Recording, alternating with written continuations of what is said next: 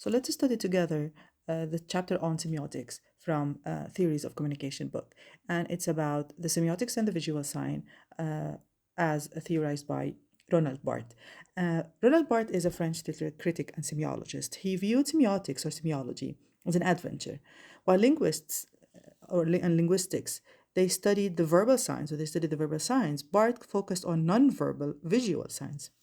He focused on images in magazines to cultural behaviors. His goal was to decipher the cultural meaning behind these signs.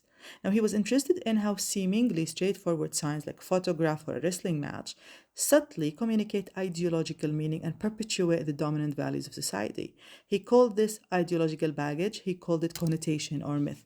These are very important concepts in this chapter. So the main concepts and the main point in this chapter, first, the idea of the structure of the sign, the denotative system.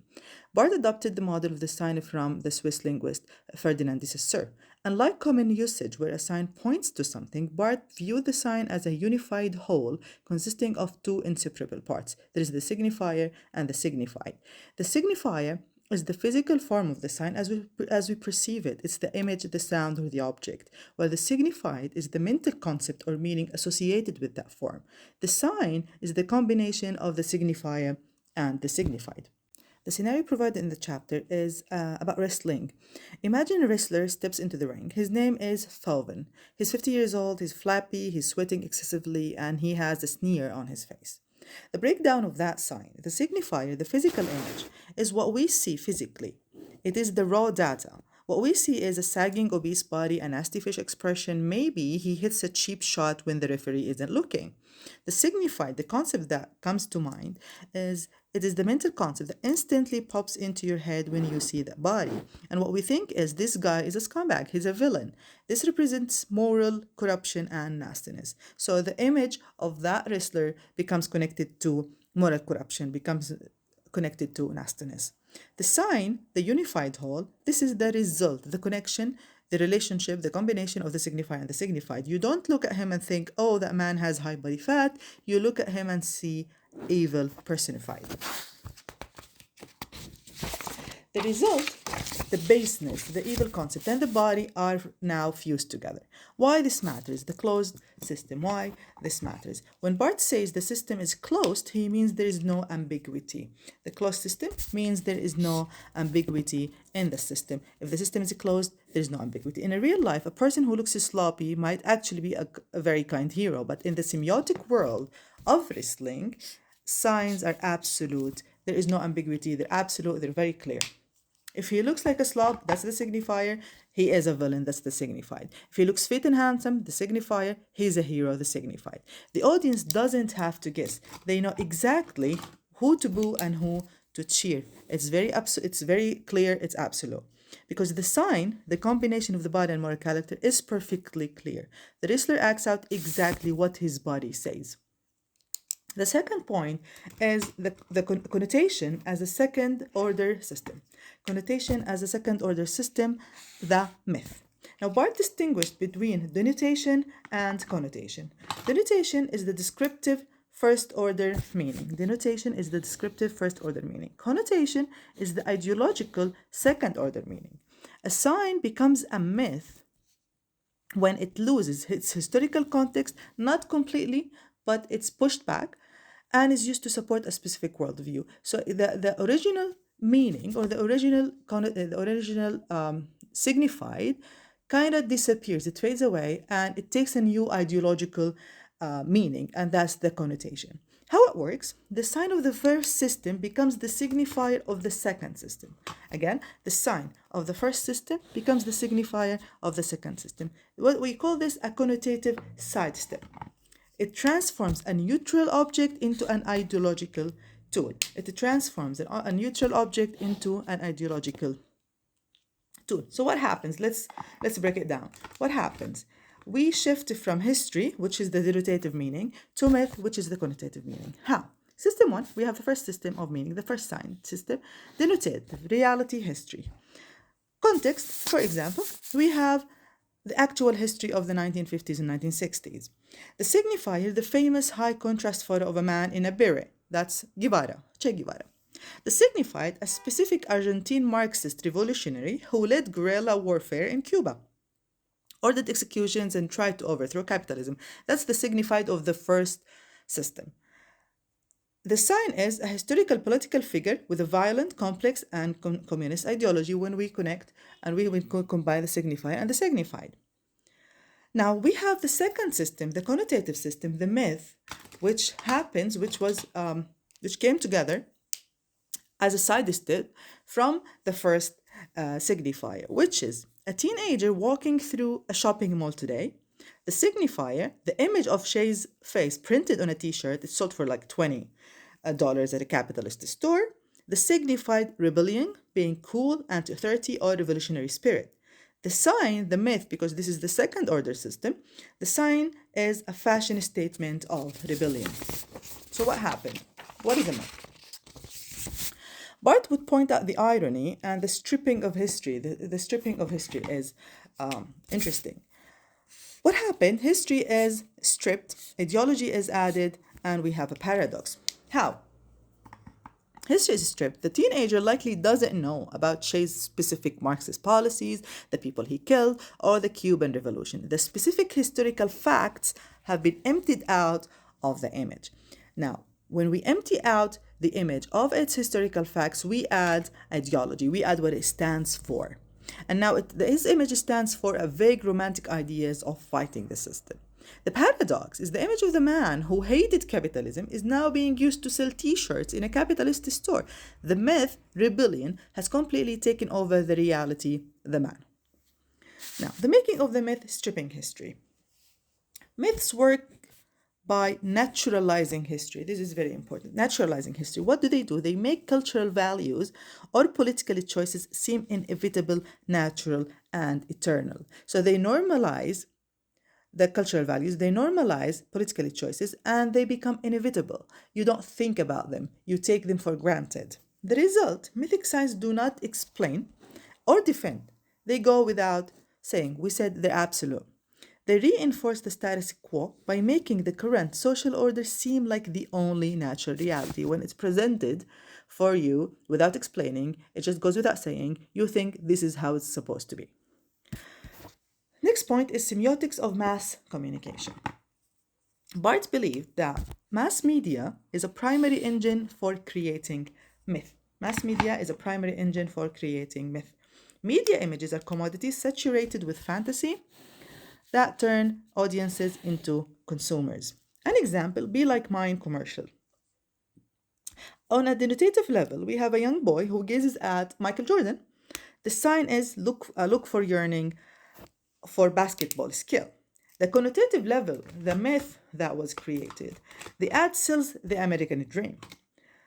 It suggests that anyone can achieve unlimited success if they try hard, of course, buy the product. The deception here is this myth strips away the reality of the boy's life, likely characterized by systematic racial and economic barriers. It ignores that Jordan's success is a rare exception, not a rule. The myth protects the capitalist system by hiding these harsh realities. Next point is the symbolic signs. The connections is arbitrary, it's made up.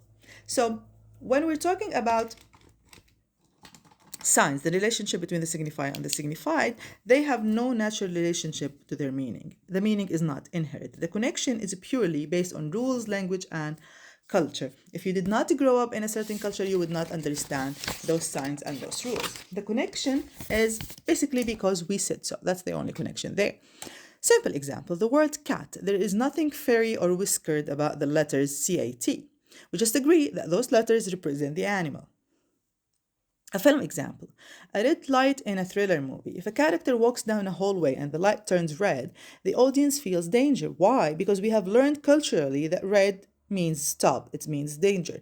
There's nothing naturally dangerous about the color red itself. Apples are red, roses are red, but in film, it is a symbol of danger, a symbol for danger.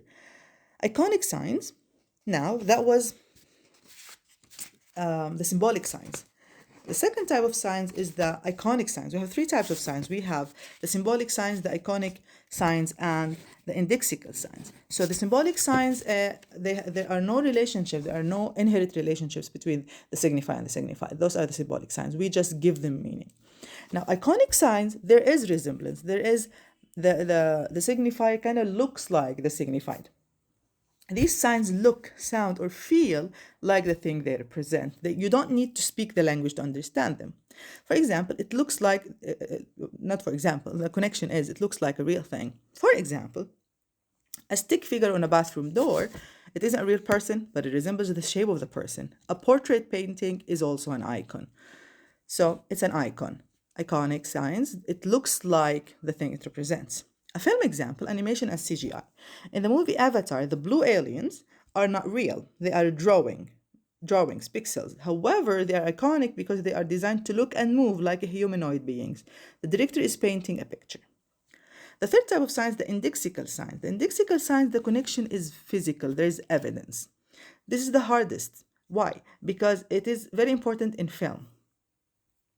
An indexical sign is physical evidence that something happened. It's a trace left behind. It's not a drawing as an icon, and it's not a rule as a symbol. It's proof. Well, because one caused the other. So there is cause and effect in this kind of sign. For example, smoke. Smoke isn't a drawing of fire. It's basically physically caused by fire. If you see smoke, you know that fire is there. The fire exists nearby. Footprints in the snow are an index of a person who walked there. A film example, documentaries or gritty realism. Imagine a movie scene showing a real unscripted crowd of people on a busy street in New York. The camera captures the real wind blowing their hair. The wind is an index, is an evidence of the weather that day. The director didn't draw the wind, the camera just recorded the physical reality. So, an evidence of what is happening is an indexical sign. Bicycle Thieves is a movie. It's a famous Italian realistic film. It used real people on real streets, not actors on a set. The poverty shown on screen was an index, a direct evidence of the actual poverty in post-war Italy. Summary of the difference between the three types of signs in film. The first type of sign is symbolic. It connects culture and rules.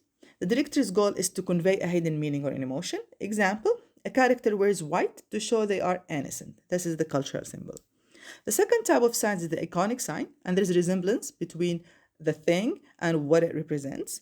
The director's goal is to create a fantasy or a specific look. For example, Godzilla, it's a guy in a rubber suit or a computer-generated image that looks like a monster. It looks like there is a resemblance. And lexical, there is physical evidence and there is a cause and effect. The director's goal is to show reality or truth, gritty image. And the example is the shaky cam footage in a war movie. The shaking is a physically proof index that the cameraman was running, or the character was running. If we critique and evaluate the theory, this is an interpretive theory. So the strengths are there is a qualitative analysis. Bart provides fascinating insights into pop culture, wrestling's ads, and magazines. There is a reform of society. His goal is to inoculate people against the status quo, empowering them to question what society calls natural. But there are weaknesses and critiques of this theory. A community of agreement, it's highly cited, but it's very much ignored by US scholars, semiotics. A monolithic view, they say that Bart is too pessimistic. He implies that all connotation reinforces hegemony, reinforces the dominant power structure. It's very Marxist. This is a counterexample of Madonna. Scholars like Anne Norton argue that pop culture icons like Madonna can signify female power and independence rather than just supporting the patriarchy. This suggests that science can be used for resistance, not just for oppression.